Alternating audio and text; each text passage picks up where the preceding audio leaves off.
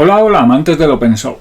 Les habla DryMeca desde Bogotá, Colombia, autor de los blogs Videojuegos y Open Source y DryMeca.com, trayéndoles una nueva emisión de noticias de código abierto, GNU Linux, tecnología, hardware, videojuegos y mucho más. Comienza el fin de semana, ya es viernes 24 de junio, sí, se nos termina junio. Y esta emisión de noticias te la traigo desde este equipo que es Ubuntu Budgie 2204 LTS. Bien, le doy la bienvenida a Naya Yamir. Bienvenida, Naya. Qué bueno que nos acompañes. Bien, muy bien. Vamos a comenzar entonces y comenzamos con una noticia de hardware que a la vez es una curiosidad. Resulta que hay un grupo, bueno, yo diría que en internet hay grupos de todo tipo, desde cocina, videojuegos, de todo tipo. Bien, es la forma en que muchos buscamos cómo compartir un hobby o compartir intereses. Bien, pues bueno, hay una compañía que hace más de 20 años quebró y bueno, fue absorbida por Nvidia. Esta compañía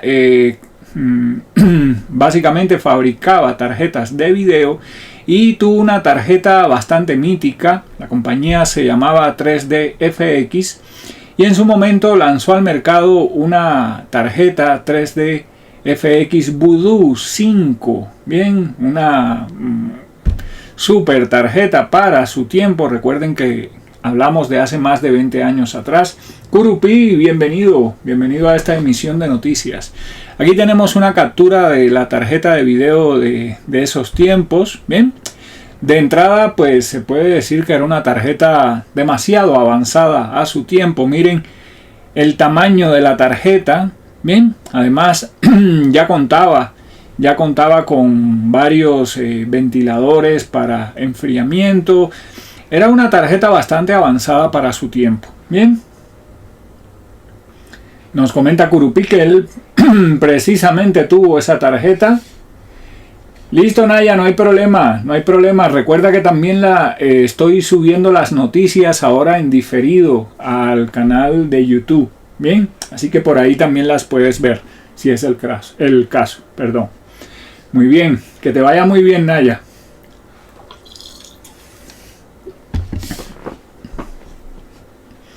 Muy bien, continuando con esta noticia, bueno, esta compañía tenía muy buenos productos, pero lastimosamente pues cometió algunos errores que la llevaron a la quiebra y terminó siendo comprada por Nvidia, una compañía naciente en ese momento, que quién sabe si gracias a esta compra fue que llegó a ser lo que es hoy en día, ¿no? Líder en la fabricación de tarjetas de video.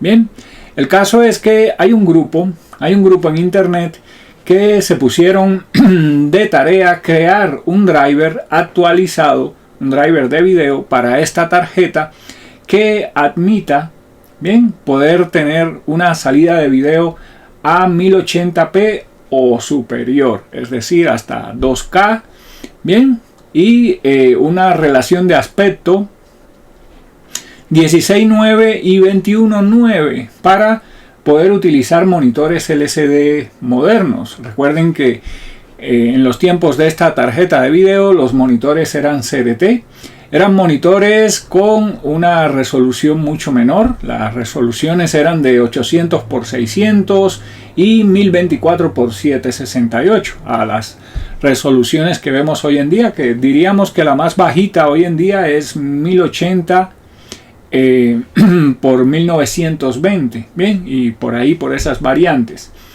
Pues bien, este grupo está desarrollando un driver para poder utilizar estas tarjetas mínimo a 1080, pero nos queda una pregunta en el ambiente, ¿no? ¿Dónde colocarían estas tarjetas? Porque de entrada tendría que ser un equipo viejo y me imagino, ¿no? De que ese driver seguramente va a ser para equipos Windows XP, al menos. Bien, no sabría decir si estas tarjetas serán todavía soportadas por el kernel GNU Linux, no lo sabría, pero es una curiosidad, ¿no? De una tarjeta de hace más de 20 años atrás que le estén desarrollando un driver. Yo diría que es más bien como para aprender un poco más sobre el hardware, pero que sea útil hoy en día, pues no sé, creería que no. Pero bueno, puede ser un buen hobby, ¿cierto? Vámonos a la siguiente noticia. La siguiente noticia es una curiosidad también y seguramente a muchos les va a llamar la atención.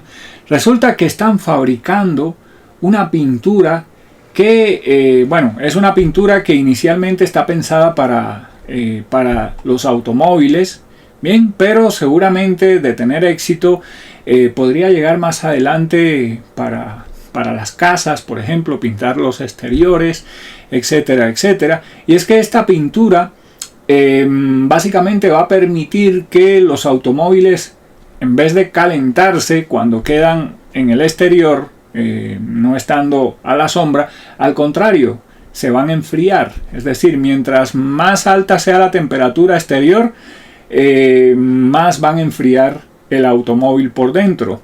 ¿Y esto cómo es? Bueno, a grandes rasgos, porque pues es un... tiene una parte que no han publicado porque pues es secreto de la compañía. Esta pintura tiene 4 capas. Bien, hay una de las capas que es la que ellos se reservan, cómo fue que la implementaron. El caso es que por medio de estas 4 capas de pintura, bien, es decir, es una pintura que tiene 4 capas, va a permitir que el automóvil esté mucho más frío por dentro, independientemente de la temperatura externa. Gabriel Moreno, bienvenido a esta emisión de noticias. Bien, y es que según las pruebas que le han realizado a esta pintura, puede rebajar hasta 20 grados la temperatura. Esto es, pues es una muy buena noticia porque pues hay lugares donde la temperatura es bastante alta y los carros, los automóviles, aún estando a la sombra, llegan a tener temperaturas bastante altas en su interior. Hablamos de más de 30 grados en el interior. Si dejamos algo dentro, una mascota o hasta niños, se han presentado casos de bebés que han muerto lastimosamente porque no han tenido eso en cuenta y lo han dejado dentro del carro y pues han terminado con una mala historia por ese lado. Esto ya le están realizando pruebas, bien, se espera que llegue al mercado a finales de año y como les comentaba, está pensado al principio únicamente para automóviles, pero no se descarta que también pueda ser utilizado para casas, hasta para ropa en caso dado. Aquí tenemos un gráfico de cómo sería, bien, 4 capas en esta pintura. La capa exterior, la que tiene contacto con el sol, es confidencial. Esa es la que no nos la que no dicen cómo fue que la realizaron. Bien, la segunda capa es con partículas activas de enfriamiento. La tercera capa es una capa flexible, transparente y con características termales o conducción termal. Bien, y la cuarta y última capa es una capa de emisión de ultravioleta, o es una capa reflectiva. Bien, pues bien, ahí está. Me parece bastante curioso. Ya, como les comentaba, la están probando. Ya hay algunas marcas que han comentado que la van a utilizar, como Toyota y Volkswagen. Así que, bueno, toca estar pendiente. Seguramente va a tener bastante mercado. Vámonos a la siguiente noticia. La siguiente noticia es una noticia bastante buena. Nos llega desde la comunidad de Canonical, los desarrolladores de la comunidad de Ubuntu. Y es que hace pues unos meses atrás, cuando salió la LTS actual de Ubuntu, la 2204 LTS, se comenzaron a presentar reportes de que uno de los nuevos procesos de systemd, pensado inicialmente para que pudiera volver más estable las distribuciones GNU Linux utilizando systemd, con un proceso llamado OMD, bien, que básicamente se va a encargar de estar monitoreando el uso de memoria RAM, y cuando esta estuviera muy saturada pues debe eliminar procesos para poder liberar memoria y que nuestra distro no se vuelva tan lenta que no la podamos utilizar. Resulta que se han presentado muchos reportes de que este proceso OMD empieza a matar procesos sin avisarle al usuario, con la consiguiente pérdida de información. Por ejemplo, un navegador que tengamos abierto con una serie de pestañas, donde en alguna de esas pestañas tengamos, no sé, algún trabajo que no hemos guardado, cosas así, pues este proceso llega, cierra y perdemos la información. Bueno, ahora los desarrolladores de Ubuntu están buscando soluciones. Una solución temporal es, en caso dado, aumentar el espacio de memoria swap para que esto no pase, pero no es lo más, pues no es lo mejor, ¿cierto? Ahora se está comentando de que están pensando cómo poder colocarle a este proceso la opción de configurarlo para poderle cambiar esta forma de uso, pero el problema es que la configuración de este proceso únicamente es para procesos, es decir, para tareas del usuario root, no para tareas del usuario común como tal. Bien, y entonces bueno, están trabajando cómo hacerlo no solamente para root, sino también para el usuario, es decir, para el usuario final que esté utilizando pues esta distribución GNU Linux. Y bueno, aunque se está hablando que toda esta discusión es en la comunidad de desarrollo de Ubuntu, pues esto igual podría servir en caso dado para cualquier distribución que utilice systemd. Bien, vámonos a la siguiente noticia. La siguiente noticia es un nuevo reality, diría yo, que acaba de comenzar, y es algo que hemos venido viendo ya desde hace unos años para acá. Y es que el problema del código abierto, el problema del open source, es que es muy chévere utilizarlo para aprender, para nuestras tareas día a día, pero un clásico problema es que los desarrolladores que crean este tipo de software muchas veces no tienen el soporte por las compañías y hasta por la misma comunidad. Hablo del soporte económico, ¿bien? Y estos proyectos a la larga terminan con problemas, terminan muriendo lastimosamente. Ahora esto parece que también está tocando a WordPress, uno, como dirían, el CMS más popular del mundo, el que más utilizan para crear todo tipo de páginas web. Y es que el creador de WordPress, el señor Matt Mullenweg, ¿bien?, acaba de hacer unas declaraciones en Twitter bastante curiosas. Este señor acaba de comentar que GoDaddy, un gran proveedor de dominios en internet y también de hosting, bien, acaba de comentar que GoDaddy es una compañía parásita y un problema existencial para el futuro de WordPress. ¿Por qué dice esto el señor Matt Mullenweg? Bien, bueno, básicamente es que GoDaddy es una de las compañías que actualmente utiliza bastante hosting WordPress, bien, a nivel mundial, pero curiosamente no aporta de ninguna forma, o podríamos decir que casi no aporta a la comunidad de WordPress, ni económicamente, ni en forma de código, y esto pues le preocupa al señor a Matt, bien, y bueno, hizo una serie de declaraciones en Twitter. Estas declaraciones, por cierto, después se eliminó los tweets, bien, parece que algún asesor o algo le dijo que los eliminara, o él después con cabeza fría pensaría que había dicho cosas que no debía.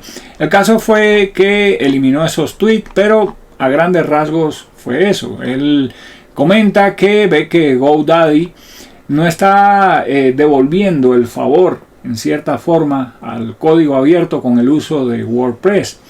Otro de los problemas es que, bueno, WordPress tiene un plugin, bien, que se llama, este plugin se llama WooCommerce, que básicamente es la funcionalidad de volver a una página de WordPress una tienda, ya sea para vender productos, vender software, vender lo que quieras. Y bueno, este plugin básicamente se autofinancia, podríamos decir, por el uso de su pasarela de pago. Pero uno de los problemas que está diciendo Matt es que la propia GoDaddy está quitando o no está utilizando esa pasarela de pago de WooCommerce y está utilizando una pasarela propia, con lo cual el desarrollo de WooCommerce pues no recibe pues un pago por el uso de ese código, y pues esto tampoco le gusta a él. Esto lo veo como un nuevo reality. Esto seguramente no va a quedar ahí. Los directivos de GoDaddy todavía no han comentado nada, no se han pronunciado respecto a lo que ha comentado Matt, pero seguramente más adelante lo harán, y bueno, vamos a ver por dónde va. Y esto no solamente es con WordPress, yo diría que es con todo lo que tiene que ver con el código abierto. Tetraotocina, bienvenido a esta emisión de noticias. Steve Code, bienvenido a esta emisión de noticias. Bien, ahí está, muchachos. No sé ustedes qué piensan, si el código abierto debería tener alguna forma de financiarse, debería tener alguna forma de poder que los desarrolladores o las personas que mantengan este código tengan una remuneración, bien, por su trabajo. A mí me parece que hay que buscar soluciones. Ya ha pasado con Amazon, ya ha pasado ahora con GoDaddy, muchas compañías que hacen uso para sus negocios de este código, pero los desarrolladores básicamente no reciben nada y terminan o dejando el proyecto por irse a trabajar empleados, o básicamente porque no pueden pagar cuentas, no pueden hacer nada con eso, y pues es una lástima. Bien, vámonos a la siguiente noticia. La siguiente noticia es que ayer fue jueves y todos los jueves hay videojuego, al menos uno, gratuito en la tienda de Epic. Si quieres 2 videojuegos gratuitos es muy fácil, vete a la tienda de Epic Game, créate una cuenta totalmente gratuita, porque ahora hay 2 juegos gratis que van hasta el jueves de la próxima semana. Estos 2 videojuegos son A Game of Thrones, The Board Game, bien, la edición digital, gratuito hasta el próximo 30 de junio. Y también hay un simulador de mecánica de carros, bien, también gratuito hasta el jueves de la próxima semana. Ahí están ambos videojuegos, ya yo los reclamé, por cierto. Bien, ahí están ya en mi biblioteca. Y bueno, seguramente los estaré probando más adelante. Bien. Este Juego de Tronos es un juego digital. No lo he jugado. Mejor dicho, ni sabía que existía esta edición digital.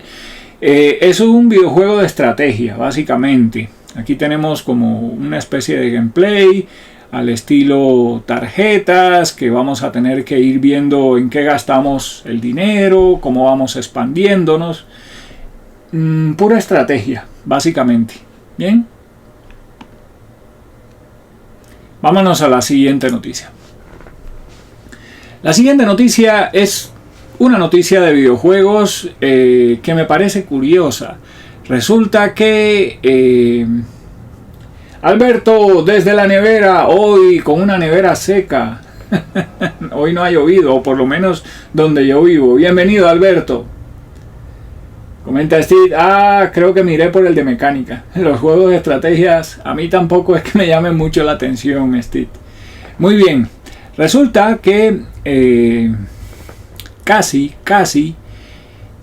llegamos a tener en los cines una película de la historia de Monkey Island. Bien, lastimosamente hubo una serie de problemas y bueno, esto no pasó. También coincidió con la llegada a los cines de Jack Sparrow, bien, la franquicia de Piratas del Caribe, que ha sido todo un éxito, o por lo menos las primeras películas. Bien, y bueno, esta noticia, este artículo, se los quise mostrar porque me parece una curiosidad, y es que casi llega una película de Lucasfilm sobre Monkey Island, siendo producida por Spielberg. Así es, bien, toda una curiosidad porque se habla de todo, de cómo fue que se pensó, bocetos, etcétera, etcétera, pero pues lastimosamente no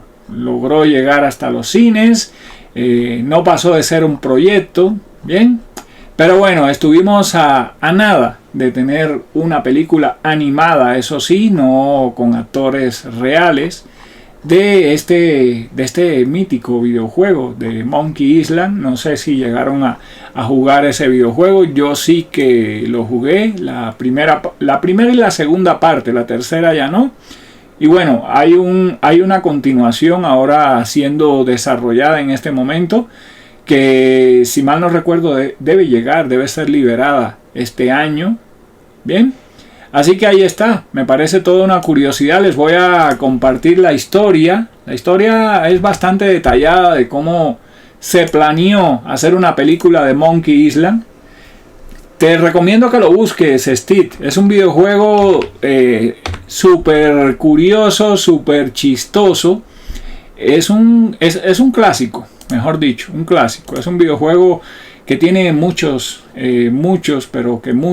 seguidores, y que actualmente se está desarrollando una continuación, bien, llamada El Retorno a Monkey Island, bien, y se espera mucho de esta continuación, bien.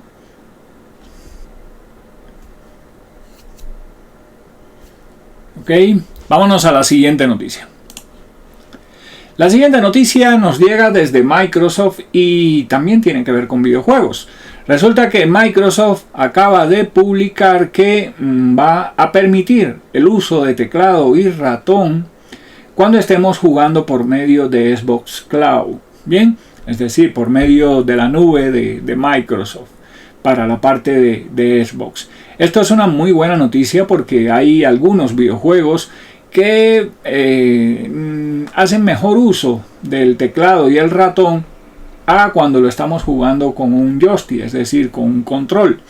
Ahora la publicación de Microsoft nos dice que a las personas que jueguen con Xbox Cloud Gaming, es decir, que tengan la suscripción de Xbox Game Pass Ultimate y puedan jugar pues Xbox Cloud, que por cierto desde GNU Linux se puede siempre y cuando tengamos esa membresía. Bien, ahora va a permitir utilizar un teclado y un ratón. Entre otras mejoras, también comentan que su navegador Microsoft Edge, que también por cierto se puede instalar en GNU Linux, en mi canal de YouTube tienen un video sobre el tema. Este navegador ahora le están colocando unas mejoras para que, por ejemplo, no sea tan pesado, que podamos hacerle una serie de ajustes para que no entorpezca la computadora cuando estemos jugando videojuegos en el cloud. Bien, Minecraft, pues me imagino, si está en Xbox, pues me imagino que se pueda jugar también por medio de Xbox Cloud Gaming. No sé si Xbox lo tiene en el catálogo. Si lo tiene, se puede jugar sin ningún problema. Bien, vámonos a la siguiente noticia. La siguiente noticia nos llega desde Google y es una curiosidad, podríamos decir.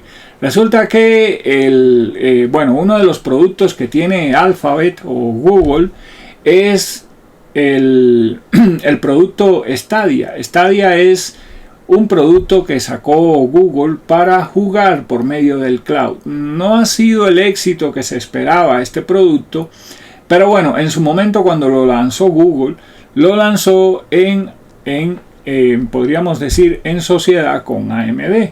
Es decir, el hardware que se utiliza para la parte de las gráficas utilizadas es con AMD, pero ahora se ha filtrado que el kernel utilizado por el producto de Google, por Stadia, acaba de incluir soporte para NVIDIA. Sí, así es, acaba de incluir, aquí tenemos una captura, se agrega soporte para construir KMD, UMD, NVIDIA. Bien, esto pues es una curiosidad porque, como les comentaba, cuando se lanzó Stadia se dijo que pues iban a estar utilizando las gráficas de AMD, pero ahora pues colocan esto. Es posible que sea para manejar uno que otro servicio que tengan con GPU de NVIDIA, pero bueno, no se ha comentado mucho más de lo que se muestra, de que es que ahora en el kernel utilizado por el cloud de Google para Stadia, ahora también tienen soporte para NVIDIA. Bien, vámonos a la siguiente noticia. La siguiente noticia, permítanme, me voy a la primera página. La siguiente noticia es una muy buena noticia y es una prueba de rendimiento de Phoronix de cómo se comporta un equipo, en este caso con POPOS 2204. Bien, cómo se comporta cuando el disco está encriptado, una comparación de rendimiento entre cuando el disco está encriptado a cuando no está encriptado, algo que seguramente muchos se preguntan, y es algo que yo, por ejemplo, recomiendo únicamente para portátiles que estemos sacando al trabajo, a la universidad, al colegio, que se puede perder, nos pueden robar el portátil, y entonces la encripción del disco podemos verla como una capa más de seguridad de la información que tengamos en el equipo. Bueno, ahora POPOS, con el equipo que está vendiendo, o mejor dicho, Hewlett Packard, el equipo que está vendiendo, el Hewlett Packard Dev One, bien, incluye encripción completa del disco. Bien, y bueno, ahora Phoronix nos muestra esta comparativa de rendimiento de este equipo en las dos variantes, con el disco encriptado y cuando no está encriptado el disco. Aquí tenemos muchas pruebas de rendimiento. Por ejemplo, vemos que comienzan estas pruebas de rendimiento viendo que cuando no está encriptado, en esta prueba Level DB 1.22 es mucho más rápida. También esta otra mucho más rápida cuando no está encriptado. Y bueno, son muchas pruebas las de Phoronix que se muestran entre tener o no tener encriptado el disco, pruebas de Python, pruebas de Git, pruebas de desempaquetado en Firefox, bien, InfluxDB. También hay pruebas, por ejemplo, de monitoreo de consumo de corriente eléctrica. Bien, cuando no está encriptado va desde menos consumo hasta un poquito disparado el consumo. Cuando está encriptado el consumo es mucho más alto, el consumo energético. Bien, también temperatura del procesador. Vemos que cuando no está encriptado se calienta menos, pero también en un momento dado puede llegar a calentarse mucho más que cuando está encriptado. Y bueno, ahí está. Realmente las pruebas quedan, yo diría que algo parejas, bien. Y básicamente ya quedará por parte del usuario, ¿no? Si quiere tener el disco encriptado o no. Vámonos a la siguiente noticia. La siguiente noticia nos llega desde Fedora, una distribución que nos tiene acostumbrado a ver cosas nuevas, avances, tecnologías que después con el tiempo comienzan las otras distribuciones a utilizar, a poner en práctica. Ahora en la comunidad de Fedora comentan que para la próxima Fedora 37, que debe ser liberada en octubre de este año, se va a incluir también soporte para el formato de File System Stratis.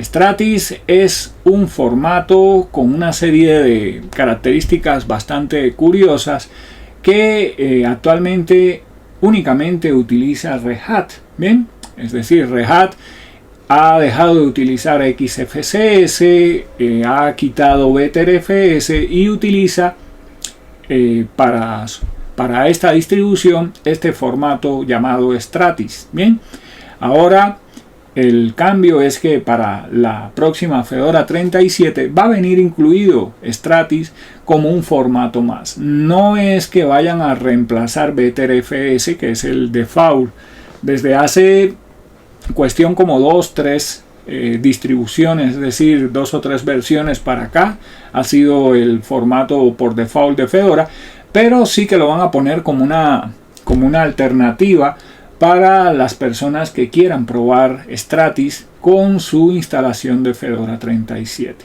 Ahí está. Por cierto, Phoronix colocó pues una encuesta en Twitter para el que quiera votar si ha utilizado antes Stratis o si no lo ha utilizado. Yo voté y miren, hasta el momento van 169 votos. Bien, y la mayoría, una mayoría bastante grande, el 96.4 en este momento, dice que no han utilizado nunca Stratis.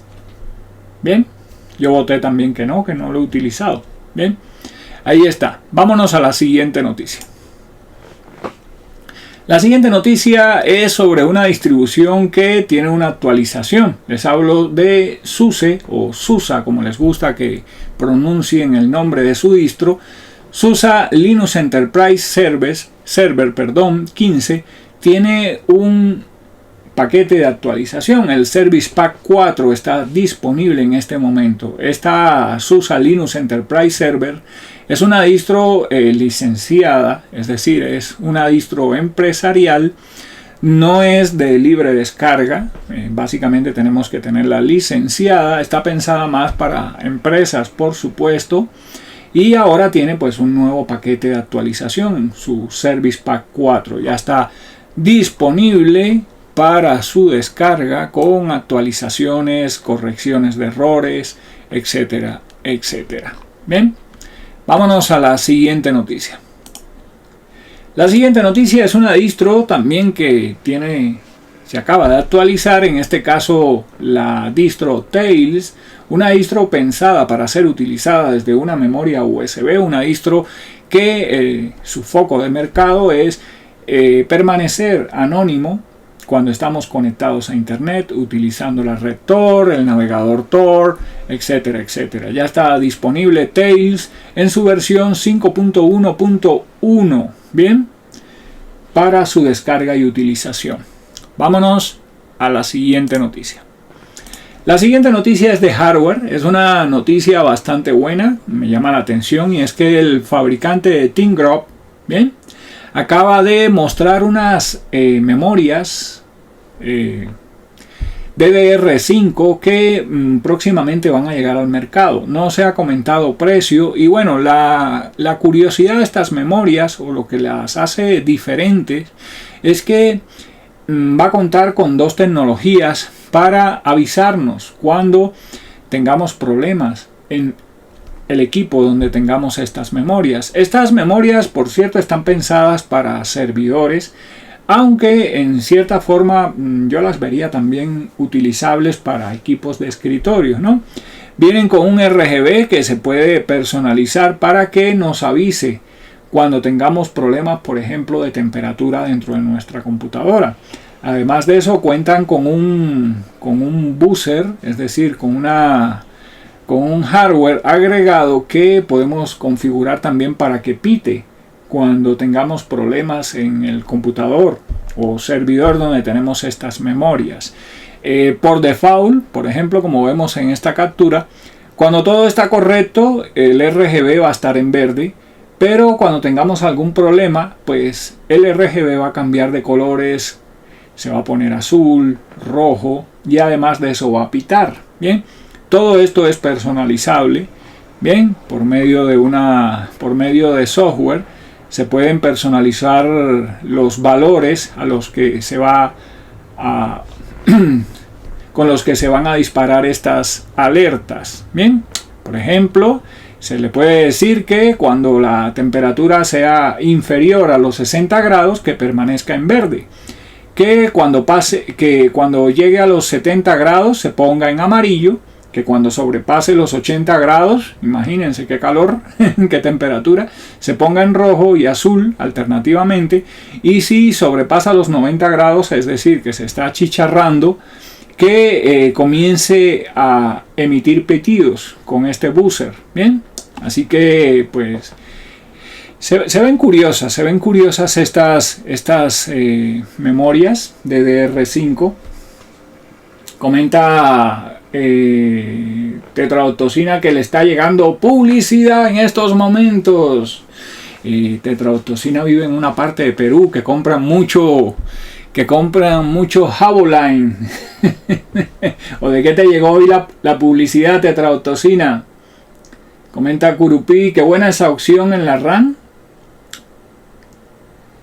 Sí, todavía hay memorias, hay motherboard que tienen un LCD, un monitorcito pequeñito en la board que muestra códigos, y dependiendo de los códigos en la documentación nos da un poco más de información de cuando hay problemas de voltaje, cuando hay otros problemas en la motherboard. Ahora pues con esto en las memorias RAM, aunque está pensado solamente para temperatura, nos dice Tetrodotoxina que lo mismo, publicidad de lubricantes. Tetrodotoxina vive en un lugar donde parece que hay muchos talleres, fábricas de automóviles, mejor dicho, un lugar pujante en la parte automotriz, y por eso le sale publicidad de lubricantes. Bueno, vamos a continuar con la noticia. Me parece muy bueno que ThinkGraph incluya este tipo de tecnología en sus memorias.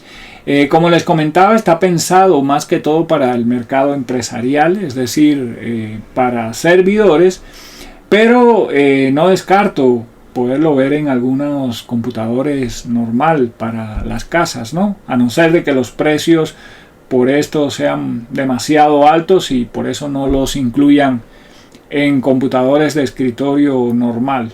Bien, con eso vamos llegando al final de esta emisión de noticias.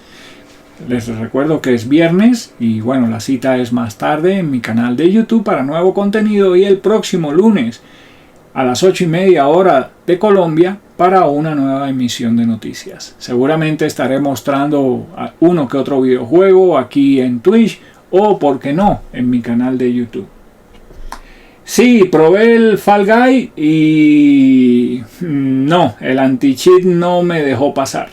El Easy anti-cheat no me dejó pasar. Lo probé con Proton y también lo probé con Wine, y con ninguno de los dos. Tengo que probarlo desde Steam, porque lo probé vía Epic. Tengo que probarlo desde Steam a ver qué pasa. Bien, listo muchachos. Chao, chao. Y nos vemos en internet.